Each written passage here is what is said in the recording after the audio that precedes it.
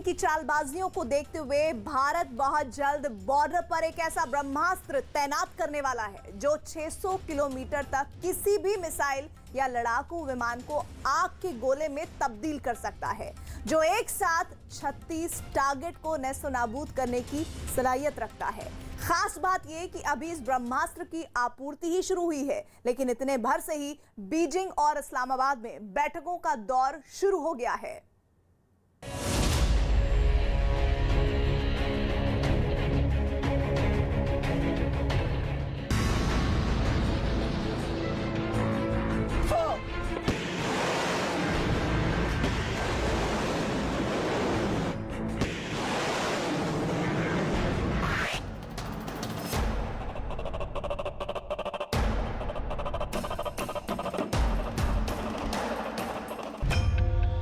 हिंदुस्तान को सबसे बड़े ब्रह्मास्त्र की सप्लाई।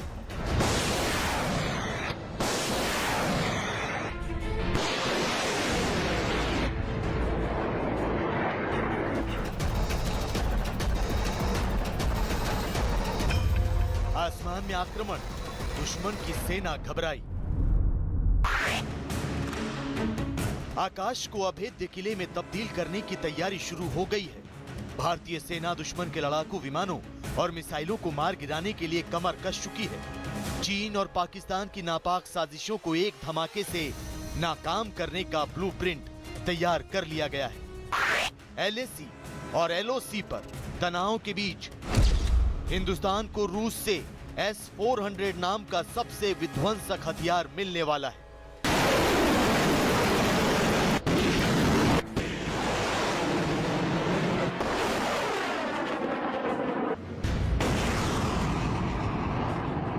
रूस ने भारत को S-400 air defence missile system की डिलीवरी शुरू कर दी है। खास बात ये कि इस मिसाइल सिस्टम की पहली यूनिट को इस साल के आखिर तक सेना में शामिल किया जा सकता है। ऐसे में चीन और पाकिस्तान ने भारत की तरफ आंख उठाकर देखने की जुर्रत की तो दोनों देशों की सेनाएं पनाह मांगती नजर आएंगी। S-400 air defence missile system के रडार एक साथ 100 से 300 टारगेट ट्रैक कर सकते हैं। इस मिसाइल सिस्टम का रडार 600 किलोमीटर तक की रेंज में ट्रैकिंग कर सकता है। इसमें लगी मिसाइलें 30 किलोमीटर ऊंचाई और 400 किलोमीटर की दूरी में किसी भी टारगेट को भेज सकती हैं। आसमान में दुश्मन के लड़ाकू विमानों और मिसाइल के अलावा इससे जमीनी ठिकानों को भी निशाना बनाया जा सकता है। इस एयर डिफेंस मिसाइल सिस्टम की सबसे बड़ी ताकत यह है कि ये एक ही समय में 400 किलोमीटर तक 36 टारगेट को एक साथ मार सकती है। इसमें 12 लॉन्चर होते हैं और ये 3 मिसाइल एक साथ दाग सकता है। इसे तैनात करने में 5 मिनट लगते हैं। हालांकि अमेरिका रूस के साथ भारत की S-400 मिसाइल सिस्टम की डील के विरोध में है, लेकिन भारत ने अमेरिका की चेतावनी और काटसा के तहत लगने वाले प्रतिबंधों को दरकिनार कर 39,000 करोड़ रुपए में इस सिस्टम को खरीदा है। तो आपको बता दें कि भारत और रूस ने अक्टूबर 2018 में S-400 मिसाइल सिस्टम की आपूर्ति का समझौता किया था। इसके तहत 400 किलोमीटर तक हवाई सुरक्षा को मजबूत करने के लिए भारत को S-400 की 5 स्क्वाड्रन की आपूर्ति की जाएगी। पहली स्क्वाड्रन की आपूर्ति इस साल के अंत तक पूरी हो जाएगी। रशिया से इंडिया को S-400 की सप्लाई स्टार्ट हो गई है और इसमें I think India needs to celebrate and at the same time China needs to be very worried. China के लिए बहुत तकलीफ है क्योंकि चाइना के पास इससे मैचिंग हथियार नहीं है, एयर डिफेंस सिस्टम नहीं है। उनके जो एयर डिफेंस सिस्टम है वो इससे इन्फीरियर हैं। साथ ही साथ उन्हें ये भी पता है कि इंडिया इस समय बहुत ही एग्रेसिव है। किसी भी तरह की कोई एयर वायलेशन की टॉलरेंस इंडिया में अब नहीं रहेगी। भारतीय वायुसेना पाकिस्तान से लगती सीमा और पूर्वोत्तर में S-400 air defence missile system को तैनात कर सकती है। अरुणाचल प्रदेश, लेह लद्दाख से लेकर गुजरात और राजस्थान में इस मिसाइल सिस्टम को दुश्मन पर वार करने के लिए मुस्तैद किया जा सकता है। तो आपको बता दें कि अगर राजस्थान बॉर्डर पर S-400 मिसाइल सिस्टम को तैनात किया गया तो ये कराची एयरबेस से उड़ने वाले फाइटर जेट या मिसाइल को सिर्फ 80 मिनट में तबाह कर सकता है। जबकि इसे लेह बॉर्डर पर तैनात किया गया तो इतने ही वक्त में ये चीन के काशगर एयरबेस से उड़ने वाली मिसाइल या लड़ाकू विमान को उड़ा सकता है। हालांकि चीन के पास भी S-400 मिसाइल सिस्टम है, लेकिन भारत को मिलने वाले मिसाइल सिस्टम की तुलना में इसकी मारक क्षमता कहीं कम है। इसके अलावा चीन के पास HQ-9 air defence missile system भी है, जिसे उसने पाकिस्तान को दिया है। लेकिन इस मिसाइल सिस्टम की रेंज सिर्फ 100 किलोमीटर ही है, जबकि भारत को मिलने वाला एयर डिफेंस मिसाइल सिस्टम इससे 6 गुना अधिक दूरी तक दुश्मन को दहलाने की कुव्वत रखता है। HQ-9 मिसाइल सिस्टम चाइना ने कॉपी पेस्ट किया था S-300 से, जो कि पुरानी टेक्नोलॉजी है, पुराने स्पेसिफिकेशंस हैं, पुरानी काबिलियत है। ये काबिलियत S-400 के साथ मैच हो ही नहीं सकती। जहाँ तक सिस्टम के लिए अगर बात करें तो अगर उसका रेडार 250 से 300 किलोमीटर का है HQ-900 का, तो S-400 का 400 किलोमीटर का रेंज है। अपने आप में अद्भुत रेंज है। रेडार जो है S-400 के 600 किलोमीटर दूर से ट्रैकिंग शुरू कर सकते हैं, जो कि HQ-9 में हो ही नहीं सकता। S-400 दुनिया का सबसे एडवांस डिफेंस सिस्टम है। तो आपको बता दें कि इसमें 4 तरह की मिसाइलें होती हैं। एक मिसाइल 400 किलोमीटर की रेंज वाली होती है, दूसरी 250 किलोमीटर, तीसरी 120 किलोमीटर और चौथी 40 किलोमीटर की रेंज वाली होती है। भारतीय रक्षा विभाग के सूत्रों के मुताबिक S-400 air defence missile system के पुर्जे हवाई और समुद्री मार्ग से भारत पहुंचने लगे। इन्हें सबसे पहले पश्चिमी सीमा के पास तैनात किया जाएगा। यहां से पाकिस्तान और चीन दोनों से निपटने में आसानी होगी। तो शायद यही वजह है कि इस्लामाबाद से लेकर बीजिंग तक सत्ता के गलियारों में हड़कंप मचा हुआ है। S-400 जब सेना में शामिल होगा तब उसकी तैनाती शुरू होगी, लेकिन फिलहाल भारत ने चीन से लगती सीमा पर अपने सबसे आधुनिक और सुपरसोनिक क्रूज मिसाइल ब्रह्मोस की तैनाती कर दी है। हालांकि ब्रह्मोस मिसाइल की तैनाती से चीन एक बार फिर बौखला उठा है। चीन के सरकारी अखबार ने भारत को जंग की धमकी दी है।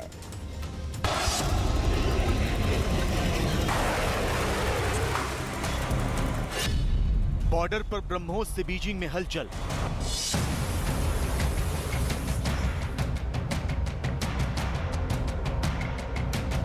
ड्रैगन की धमकी से LAC पर बढ़ी टेंशन।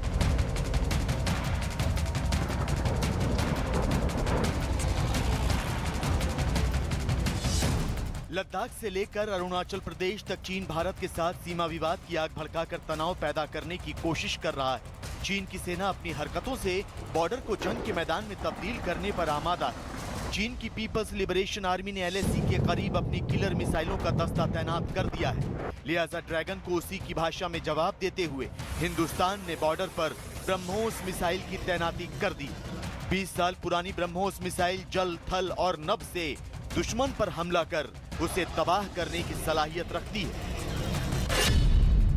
ब्रह्मोस 21वीं सदी की सबसे घातक मिसाइलों में से एक है। ये मिसाइल 4000 किलोमीटर तक वार करने में सक्षम है। छिपे हुए निशानों को तबाह करने के लिए इसे सबसे भरोसेमंद समझा जाता है। यही नहीं, इसे सबसे तेज सुपरसोनिक क्रूज मिसाइल भी माना जाता है। 2 साल पहले भारत ने ब्रह्मोस मिसाइलों को LOC के करीब तैनात किया था तो पाकिस्तान की सिट्टी पिट्टी गुम हो गई थी। पाकिस्तान के विदेश मंत्री ने संयुक्त राष्ट्र तक को चिट्ठी लिख डाली थी। इसी से अंदाजा लगाया जा सकता है कि ये मिसाइल कितनी घातक है और चीन से लगती सीमा पर इसकी तैनाती शी जिनपिंग के लिए परेशानी का सबब क्यों है। जाहिर है कि ब्रह्मोस मिसाइल की शक्ति के सामने चाइना बिल्कुल बौखलाया हुआ दिखाई देता है।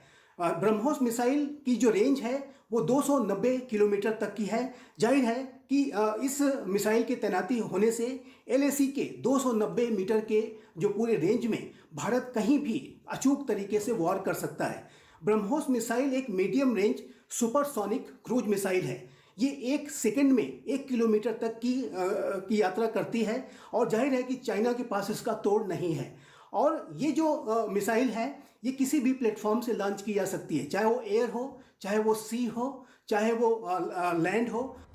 बॉर्डर पर ब्रह्मोस की तैनाती की खबर से बीजिंग कांप उठा है तो चीन के सरकारी अखबार ग्लोबल टाइम्स ने जंग की धमकी देनी शुरू कर दी। ग्लोबल टाइम्स ने लिखा है कि बॉर्डर पर ब्रह्मोस मिसाइलों की तैनाती से भारत और चीन के बीच सीमा विवाद को शांतिपूर्ण तरीके से सुलझाने में बाधा आएगी और तनाव बढ़ेगा। ब्रह्मोस मिसाइल से हिंदुस्तान को सिर्फ सैद्धांतिक फायदा है, इससे कोई रणनीतिक लाभ नहीं होगा। चीन की सुरक्षा के लिए ब्रह्मोस मिसाइल खतरा नहीं है क्योंकि ये मिसाइल बेकार है। अब सवाल ये कि अगर भारत और रूस की बनाई ब्रह्मोस मिसाइल बेकार है, इससे हिंदुस्तान को कोई रणनीतिक लाभ नहीं होगा, तो चीन को मिर्ची क्यों लगी? शायद इसलिए क्योंकि चीन को बखूबी पता है कि ब्रह्मोस एक ताकतवर मिसाइल है जो चीन के सैन्य ठिकानों को पलक झपकते ही मलबे में तब्दील कर सकती है।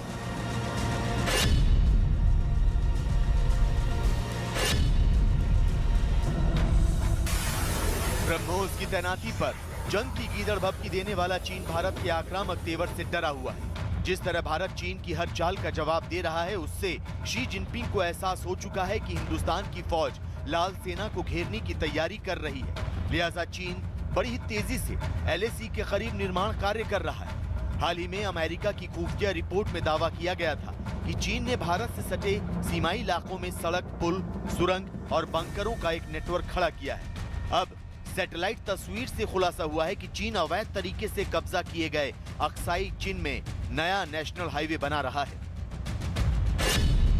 इस सैटेलाइट तस्वीर के जरिए दावा किया गया है कि चीन ने अक्साई चीन को भूटान से जोड़ने वाले नेशनल हाईवे 580 के निर्माण का काम काफी हद तक पूरा कर लिया है। भूटान में चीनी वायुसेना का अड्डा भी है। चीन यहीं से लद्दाख में भारत की हवाई सीमा की निगरानी करता है। चीन के इस नेशनल हाईवे 580 के 2022 में शुरू होने की संभावना है। इस हाईवे से LAC तक चीन की सेना पहले के मुकाबले काफी कम समय में पहुंच सकेगी। इससे चीन सेना को बेहतर कनेक्टिविटी और रोटेशन मिलेगी।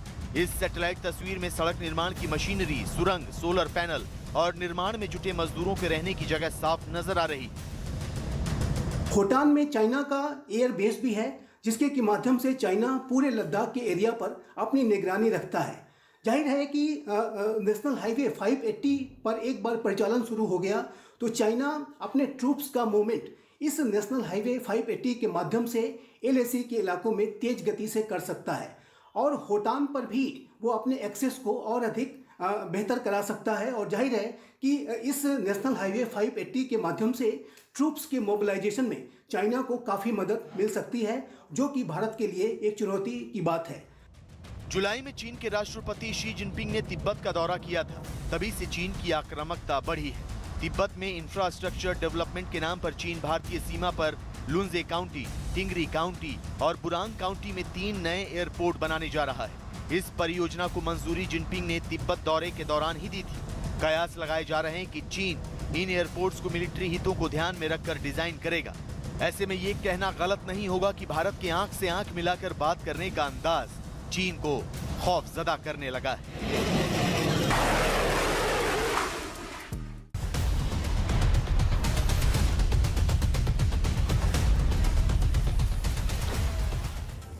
और अब बात इमरान खान नियाजी के ब्लैक नवंबर की। लगता है नवंबर का ये महीना इमरान खान पर बहुत भारी पड़ने वाला है। इमरान के सिपह सालार कमर जावेद बाजवा ने उन्हें कुर्सी छोड़ने का अल्टीमेटम दे दिया है। पिछले कुछ महीनों से नाराज चल रहे बाजवा ने इमरान को 20 नवंबर की डेडलाइन देते हुए कहा कि PM पद से इस्तीफा देने के अलावा अब उनके पास कोई चारा नहीं है। 20 नवंबर को इमरान खान देंगे इस्तीफा। बाजवा संभालेंगे आतंकिस्तान की कमान। पाकिस्तान में तख्ता पलट का काउंटडाउन शुरू हो चुका है। जिस शख्स को इमरान खान ने सबसे दुश्मनी मोल लेकर सेना प्रमुख बनाया, अब वही शख्स इमरान खान को प्रधानमंत्री की कुर्सी से हटाने वाला है। पाकिस्तान के सेना प्रमुख कमर जावेद बाजवा ने वजीर आजम इमरान खान को 20 नवंबर का अल्टीमेटम दे दिया है। बाजवा ने इमरान खान के सामने 2 विकल्प रख दिए। अगर 20 नवंबर तक इमरान बाजवा की बात नहीं मानते तो उन्हें सिंहासन खाली करना होगा। लेकिन सवाल ये कि बाजवा ने इमरान के सामने 20 नवंबर की डेडलाइन क्यों रखी? बाजवा ने इमरान के सामने कौन से 2 विकल्प रखे हैं? तो सबसे पहले समझिए कि 20 नवंबर का माजरा है क्या। दरअसल 20 नवंबर को लेफ्टिनेंट जनरल नदीम अंजुम को ISI का नया डायरेक्टर जनरल बनाया जाना है। लेकिन इस मुद्दे पर इमरान खान और सेना प्रमुख कमर जावेद बाजवा के बीच तकरार चरम पर है। बाजवा चाहते हैं कि लेफ्टिनेंट जनरल फैज हमीद को ही आईएसआई प्रमुख के पद पर बनाए रखा जाए।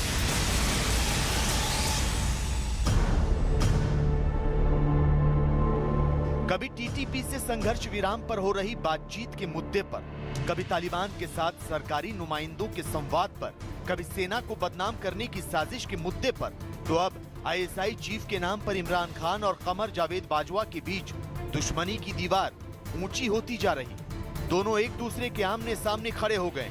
और तो और न्यूज 18 को मिली एक्सक्लूसिव जानकारी के मुताबिक बाजवा ने इमरान खान के सामने 2 विकल्प रखे हैं।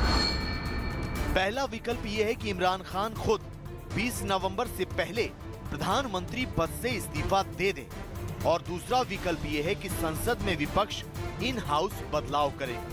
इन दोनों ही विकल्पों में इमरान खान का पद से जाना तय है। जिस तरीके से आतंकवादी संगठनों से जो बातचीत हो रही थी या कोशिश हो रही है, उसको भी इनका बहुत बड़ा रोल नहीं है, उसमें भी सेना और का ज़्यादा बड़ा रोल है। देखा जाए कि जैसे कि तहरीक तालिबान पाकिस्तान से या तहरीक लब्बैक से जो नेगोशिएशंस हुई हैं, उसमें पीछे से पाकिस्तान की सेना का बड़ा रोल दोनों जगहों पे रहा है। तो इमरान खान की जो ज़रूरत थी वो पूरी हो चुकी है, और अब वो उनकी यूटिलिटी नहीं रह गई है सेना के लिए। इस बार इमरान खान के सामने अपनी कुर्सी बचाए रखने की चुनौती बहुत बड़ी है। इस बार बाजवा ने शर्त नहीं बल्कि 2 विकल्प रखे हैं, और दोनों ही विकल्प बतौर प्रधानमंत्री इमरान की विदाई और पाकिस्तान में तख्ता पलट की तस्दीक करते हैं। तो इमरान खान नियाजी के लिए मुश्किल का सबब यह है कि आने वाले हफ्तों में इमरान खान की पाकिस्तान तहरीक इंसाफ पार्टी का साथ उसके 2 गठबंधन सहयोगी MQM यानी मुत्तहिदा कौमी मूवमेंट और पाकिस्तान मुस्लिम लीग छोड़ सकते हैं। सूत्रों ने यह भी बताया है कि पीटीआई के परवेज खटक और पाकिस्तान मुस्लिम लीग के शहबाज शरीफ पाकिस्तान के नए संभावित प्रधानमंत्री हो सकते हैं, जो सिर्फ नाम के पीएम होंगे। कमान तो बाजवा के हाथों में होगी, वही बाजवा जिनकी आंखों में अब इमरान खान चुभने लगे। नाराजगी की जहाँ तक सेना के सवाल कई वजह हैं। पहली बात तो ये कि इमरान खान चाहे पॉलिटिकल फ्रंट हो या इकोनॉमिक फ्रंट हो, वो दोनों तरफ कुछ नहीं कर पाए, और जो उन्हीं ने वायदे किए थे कि लाखों मकान बनाएंगे और जॉब्स दिलाएंगे और बड़ी बड़ी बातें की थी, वो कुछ नहीं। तो जनता में उनकी सपोर्ट बहुत कम है। और दूसरी तरफ ये है कि तालिबान जो सत्ता में आए वो सेना की मदद से आए, उसमें इनका कोई रोल नहीं है। और इकोनॉमिकली भी ये पाकिस्तान जो है वो FATF की ग्रे लिस्ट में पड़ा हुआ है। इमरान खान और कमर जावेद बाजवा कभी दोस्त हुआ करते थे, लेकिन अब कट्टर दुश्मन है, क्योंकि बाजवा भी सत्ता के भूखे हैं और उन्हें भी पाकिस्तान में तख्ता पलट का इतिहास पता है। लिहाजा उन्होंने बड़ी ही चालाकी से तहरीक लब्बैक पार्टी और इमरान सरकार के बीच मतभेद पैदा करवाया। उसके बाद विपक्षी दलों को लामबंद कर इमरान खान के खिलाफ माहौल तैयार करवाया, और अब इमरान के सामने 20 नवंबर की डेडलाइन रख। पाकिस्तान के प्रधानमंत्री इमरान खान हर तरफ से घिरते दिख रहे हैं। सेना और विपक्ष उनके खिलाफ हो गई है, जबकि जनता बढ़ती महंगाई से बगावत पर उतारू है। आलम यह है कि इमरान की गलत नीतियों की वजह से पाकिस्तान के अवाम को अब गैस की किल्लत से भी जूझना पड़ रहा है। पाकिस्तान के लोगों को खाना बनाने के लिए गैस का इंतजार करना पड़ रहा है। गैस सप्लाई का समय तय कर दिया गया है, जिससे जनता का आक्रोश एक बार फिर भड़क उठा है।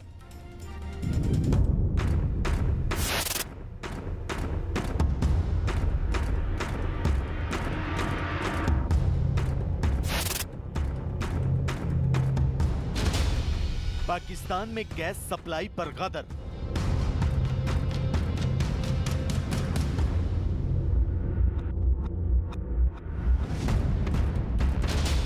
किचन में पहरा, यातायात पर असर।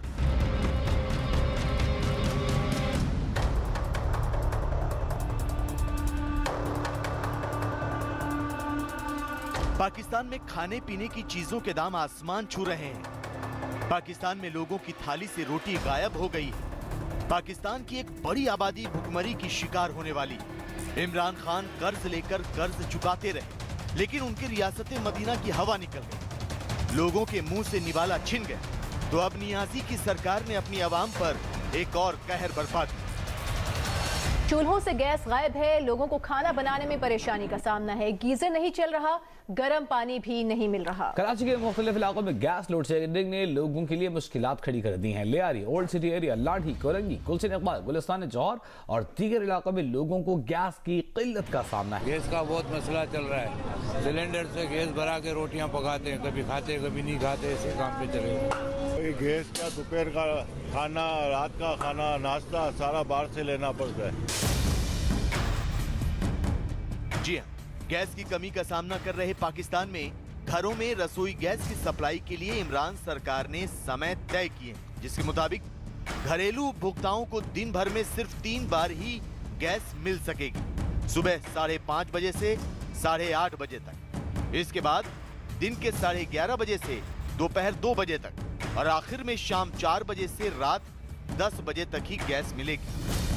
आगे आपने कोई मंसूबाबंदी नहीं की। हर महीने हम पढ़ते हैं कि जी LNG कॉन्ट्रैक्ट नहीं हुआ, कभी एक्सपायर हो गया, कभी फर्म ने वापस ले लिया। वी सी नो प्लान, जबकि हुकूमतें नॉर्मली लंबे साल भर 3 साल के कॉन्ट्रैक्ट साइन कर लेती हैं ताकि उनकी प्राइस लॉक इन हो जाए और लोगों को तकलीफ ना हो। लेकिन यहाँ तकलीफ तबाही सरकार ने कुछ लॉक इन नहीं किया और खड़े होके मैं गारंटी करती हूँ कहेंगे कि देखिए जी बांग्लादेश में ये हो रहा है और हिंदुस्तान में ये हो रहा है। कुछ नहीं हो रहा है ऐसा वहाँ। उन्होंने खरीदी होगी महंगी गैस, लेकिन उनका रुपया, उनका टका आपसे बहुत स्ट्रांग है।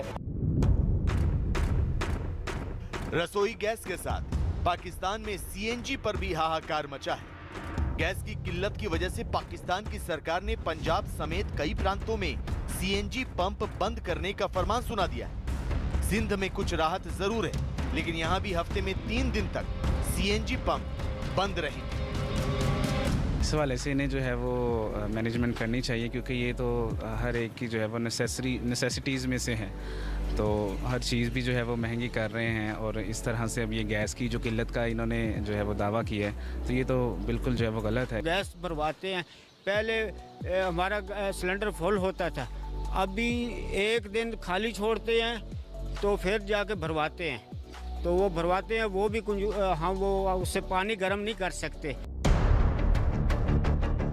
जाहिर है पाकिस्तान की जनता गैस की किल्लत से बेहाल है, लेकिन सवाल ये है कि पाकिस्तान में गैस की कमी हुई कैसे। तो आपको बता दें कि गैस की किल्लत का पहला कारण है घरेलू गैस भंडारों की कमी, दूसरा कारण है गैस आयात में कमी, तीसरा कारण है बदहाल अर्थव्यवस्था और चौथा कारण है खाली हुआ सरकारी खजाना। इमरान सरकार को इन तमाम कारणों का इल्म था।